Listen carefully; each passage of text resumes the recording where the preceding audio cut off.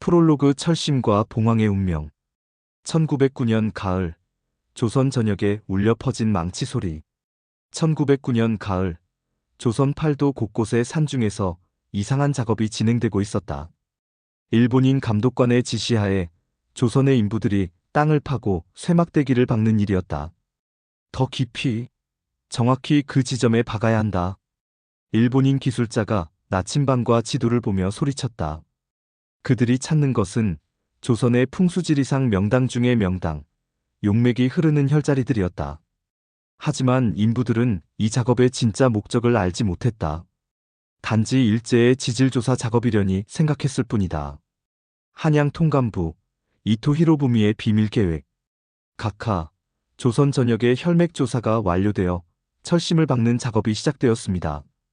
통감부 회의실에서 한 관리가 이토 히로부미에게 보고했다.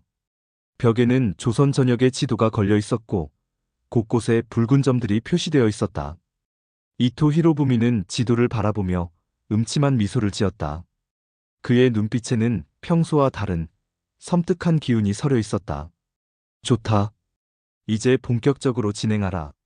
조선에서 다시는 위대한 인물이 나올 수 없도록. 그 순간 그의 뇌리에 어떤 여인의 목소리가 울려 퍼졌다. 용의 시대는 영원하다.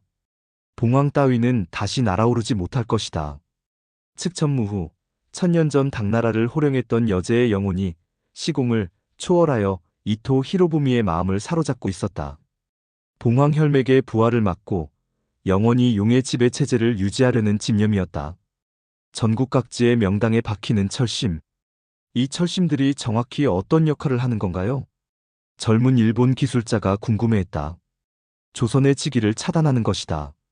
풍수지리학에 따르면 땅의 기운이 모이는 혈자리에 철을 박으면 그 기운을 차단할 수 있다고 한다.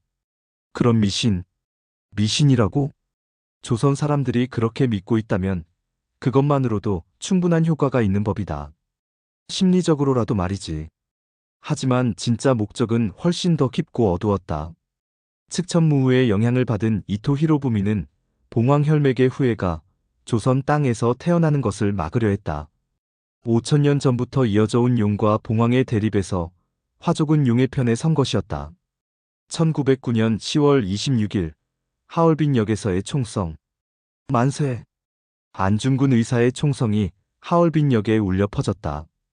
이토 히로부미가 쓰러지는 순간 전 조선에 걸쳐 진행되던 철심박기 작업에 급작스런 변화가 일어났다.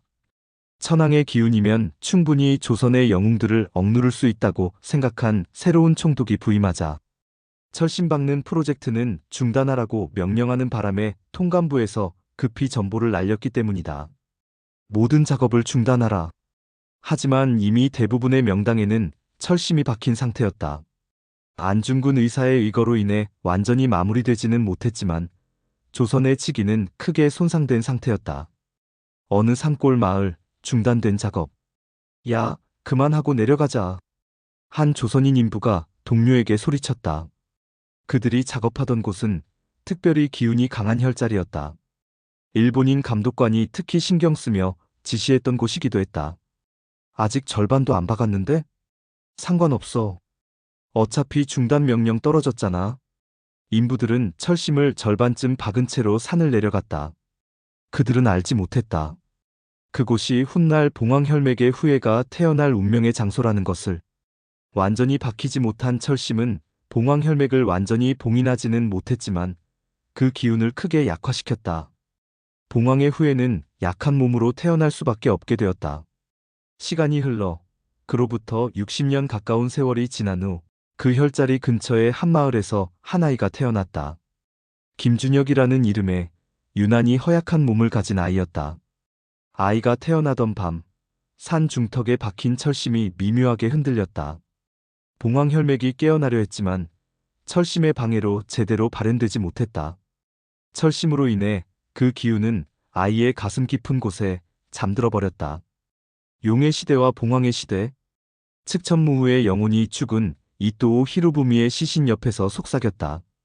용의 시대는 힘으로 다스리고 강자가 약자를 지배하는 시대다. 이것이 자연의 이치이며 영원한 질서다. 하지만 우주의 법칙은 그보다 더 깊고 넓었다. 용의 시대가 아무리 오래 지속되어도 언젠가는 봉황의 시대가 열리게 되어 있었다. 봉황의 시대는 만인이 만인을 서로 위하는 시대, 경쟁이 아닌 상생의 시대, 지배가 아닌 섬김의 시대였다. 그리고 그 시대를 열 운명을 가진 아이가 바로 김준혁이었다. 철심에 눌린 봉황, 그러나 철심의 영향으로 준혁은 다른 아이들보다 몸이 약했다. 달리기도 꼴찌, 체력도 형편없었다. 하지만 그 때문에 오히려 그는 몸이 아닌 정신으로, 힘이 아닌 지혜로 세상을 바라보게 되었다. 봉황 혈맥은 잠들어 있었지만 준혁의 순수한 의지와 끊임없는 학습, 그리고 타인을 위하는 마음은 점점 더 강해져 갔다. 철심이 봉황의 길을 막고 있었지만 인간으로서의 성장만큼은 막을 수 없었다. 그리고 언젠가 때가 되면 땅에서 철심이 뽑혀 봉황 혈맥이 완전한 각성할 날도 올 것이다. 운명은 이미 정해져 있었다. 안중근 의사의 총성으로 시작된 변화는 단순히 일제의 계획을 중단시킨 것이 아니었다. 그것은 봉황의 시대를 위한 하늘의 뜻이었다. 철심은 봉황 혈맥을 완전히 봉인하지 못했고 오히려 더 강한 의지를 가진 봉황의 후예를 만들어냈다. 약한 몸이지만 강인한 정신을, 물리적 힘은 부족하지만 무한한 창조력을 가진 존재로. 그리고 그 아이는 자라서 용의 시대를 종식시키고 봉황의 시대를 열 운명을 짊어지게 될 것이다. 이제 그 이야기가 시작된다. 1장 나보다 먼저 이 땅에 살다 간 분들이 주신 선물. 1972년 봄, 초등학교 입학을 앞둔 김준혁은 아버지로부터 특별한 선물을 받았다. 붉은 표지에 금박으로 새겨진 한국을 빛낸 50인 유인전기였다. 그 책은 단순한 선물이 아니었다. 아버지의 깊은 사랑과 기대가 담긴 인생의 배려였다. 준혁아, 이 책을 잘 읽어보거라. 너보다 앞서 이 땅에 살다 간 분들이 어떤 마음으로 살아갔는지 알 수 있을 거다. 아버지는 수수하고 거칠었지만 책을 건네는 그 손감만큼은 한없이 부드러웠다. 김준혁의 어린 마음에는 아버지의 그 말이 깊이 새겨졌다. 그것은 단순한 권유가 아니라 한 아버지가 자신의 아들에게 전하는 인생의 지혜였다. 첫 장을 펼치는 순간 준혁은 완전히 다른 세계로 빨려 들어갔다. 책 속에서 만난 위인들의 이야기는 그의 상상력을 자극했고 어린 가슴을 뜨겁게 만들었다. 조선의 영웅들과의 만남. 준혁은 그날 밤부터 책 읽기 시작했다. 을지문덕, 연개소문, 이순신, 세종대왕. 한 장 한 장 넘길 때마다 그의 가슴 속에는 알 수 없는 무언가가 꿈틀거렸다.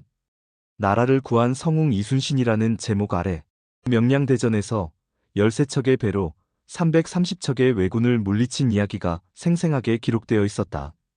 준혁은 마치 그 현장에 있는 것처럼 가슴이 뛰었다. 특히 이순신 장군의 이야기를 읽을 때였다.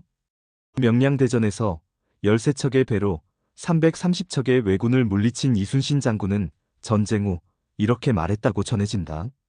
우리 후손들이 이 나라를 지키기 위해 이름 없이 쓰러져간 수많은 우리 병사들을 기억을 할까? 라고. 하지만 일제강점기 부분에 이르자 준혁의 마음은 답답하고 아팠다. 안중근 의사가 이토 히로부미를 저격하는 장면을 읽을 때는 가슴이 뛰었지만 그 뒤에 이어진 심한 고문과 사형당하는 순간들이 어린 가슴을 아프게 했다. 마음속 깊은 질문들. 이분들은 왜 이렇게 아프게 살아야 했을까? 8살 준혁이 이해하기에는 너무나 잔혹한 현실이었다. 유관순 누나는 왜 그 차가운 감옥에서 죽어야 했을까? 준혁은 혼잣말을 던졌다. 그 후 며칠 동안 준혁은 자신의 인생의 방향이 한층 더 명확해지는 것을 느꼈다. 이제 그는 단순히 책 읽는 것이 아니라 자신의 미래를 설계하고 있었다. 막연하지만 다시는 이 땅에서 희생당하는 사람들이 나오지 않게 하겠다고. 내가 그런 세상으로 바꾸겠다는 의지가 점점 강해졌다. 그 의지는 어린 소년에게 횃불 그 자체가 되었다.